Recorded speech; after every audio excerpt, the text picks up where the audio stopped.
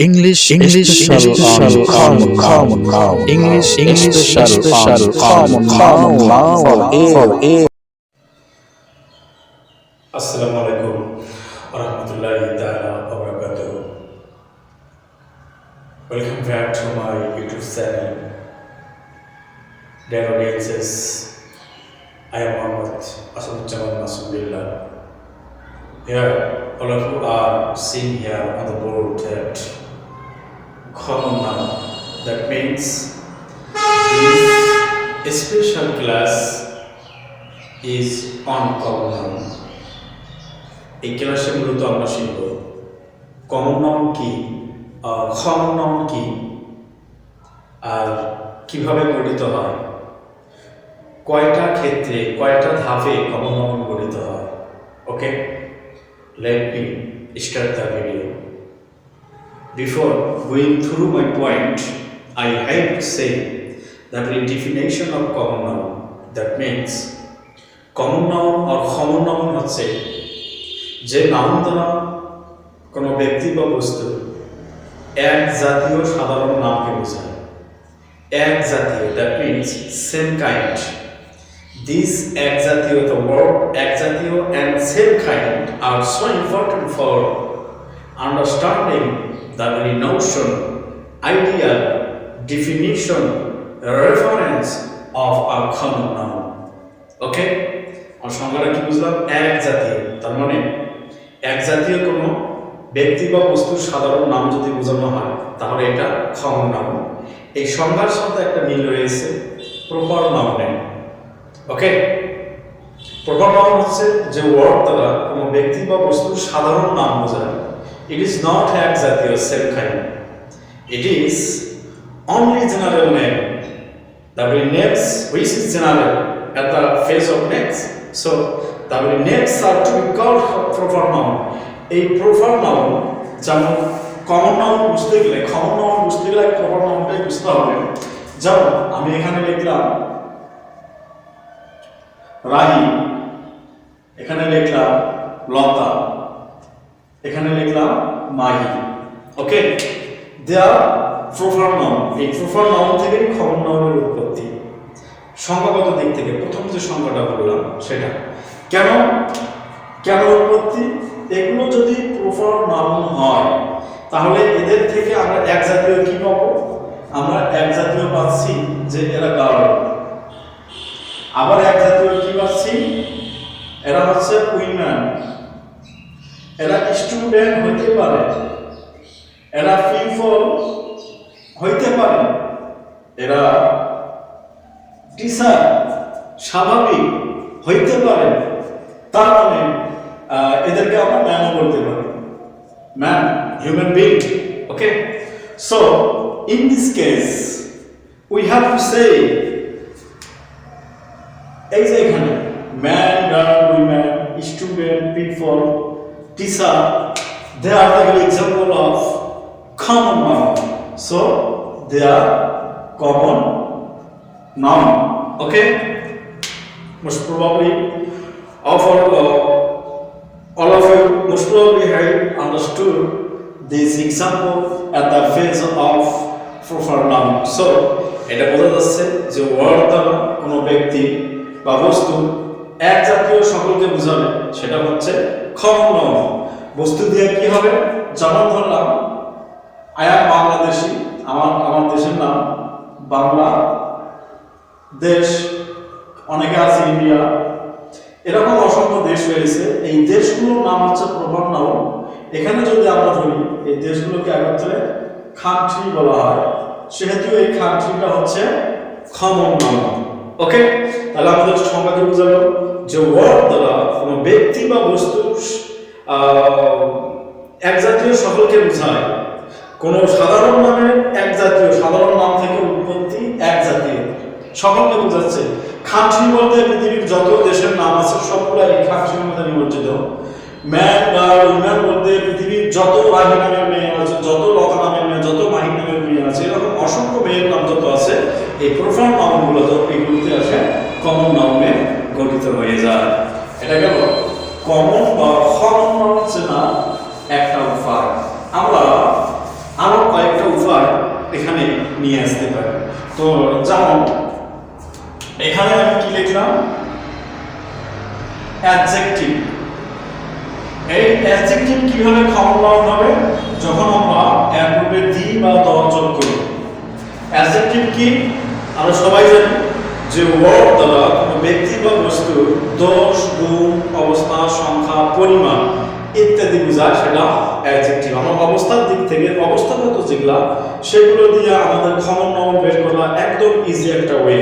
যেমন এখানে কি ধরা যায়, যেমন আমি ধরলাম পুর। পুর তার মানে হি ইজ আ পুর, সে হয় একজন গরিব। এখানে এই পুরটা হি ইজ আ পুর বয়, সে একটা গরিব বালক। তাহলে এই পুরটা একটা অবস্থা, এই বয়ের অবস্থা প্রকাশ করছে, সেহেতু it is to be called adjective. Okay, so এই অ্যাডজেক্টিভের পরে যখন দি বা দ ব্যবহৃত হবে, যেমন দ pool, the pool. Okay, this is, now this pool with the is to be called common noun. এটা বহু বচন হতে পারে, এটা অবশ্যই প্লুরাল ফর্ম, এটা সিঙ্গুলার ফর্ম কি, যেমন আমি এর সাথে the pool man যোগ করলাম আর একটা সিঙ্গুলার নাউন যোগ করলাম, তার মানে the বা the অ্যাডজেক্টিভ আর একটা সিঙ্গুলার নাউন। সো এটা common noun, singular common noun. Plural common noun কি, যখন এটা থাকবে না অথবা এটার পরে কোনো প্লুরাল ফর্ম আছে, দা পুর মেন, তাহলে কমন নাউন সিঙ্গুলার প্লুরালের দিক থেকে ভিন্নতা হবে, কিন্তু এটা কমন নাউন, এটা মানতে হবে।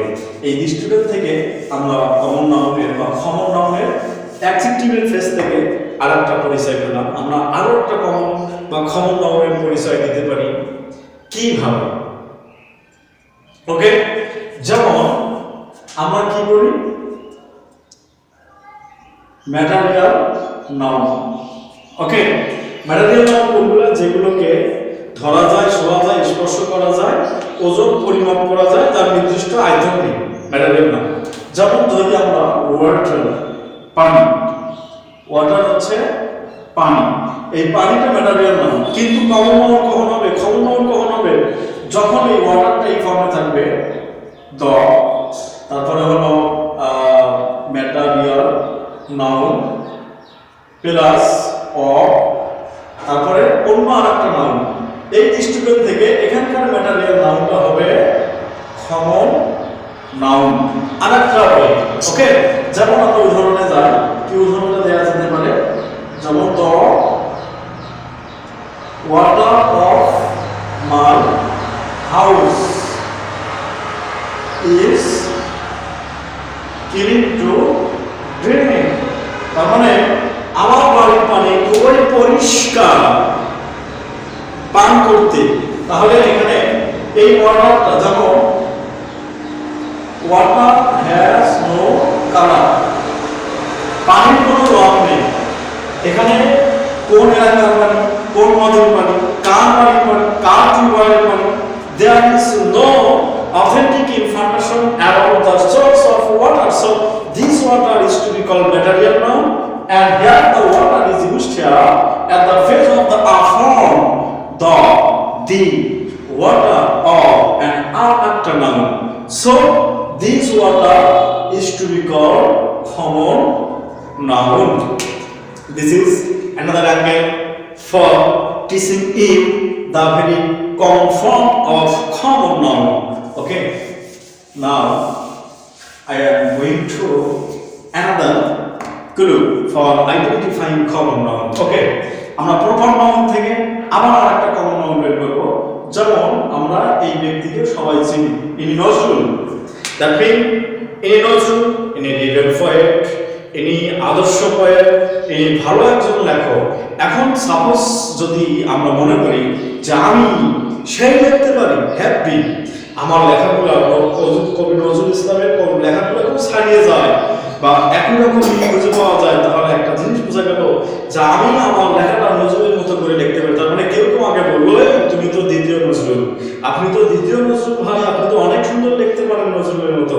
সো ইন দিস ওয়ে এই নজরুলটা যার মতো আমি লিখতে পাবো, যদি প্রপার নাউনের একটা প্রপার নাউনের সাথে অন্য একটা প্রপার নাউনের আইডিয়ালের সাথে দোষ গুণের সাথে যদি তুলনীয় হয়, যার সাথে তুলনীয় হলো সে কমন নাউন। সুন্দর একটা এক্সাম্পল দিচ্ছি, যেমন একটা মেয়ে লিখলো লতা, সে খুব সুন্দর কবিতা লেখে, অর্থাৎ রিবেল কবিতাগুলা, যেমন Lata is a Nazrul to write a rebellious poem. Okay, তার মানে এই লতা নামের মেয়েটা নজরুলের একজন নজরুল কি এই যে অর্থাৎ রিবেল টাইপের প্রতিশোধমূলক বা খুব কর্কশ ভাষার যে কবিতাগুলো আছে, যে তাদের যারা অন্যায় করে তাদের খরম কিফান হয়, ঠিক তার মতো করে লেখে। তার মানে এখানে এই নজরুলটা কার সাথে তুলনীয়? লতার সাথে তুলনীয়। নজরুলের লেখনীর সিস্টেমটা ঠিক, লেখনীর সিস্টেমকে বোঝাতে এই ফরম্যাটে এই নজরুলটা হচ্ছে common noun. Okay, these are all from me from this video.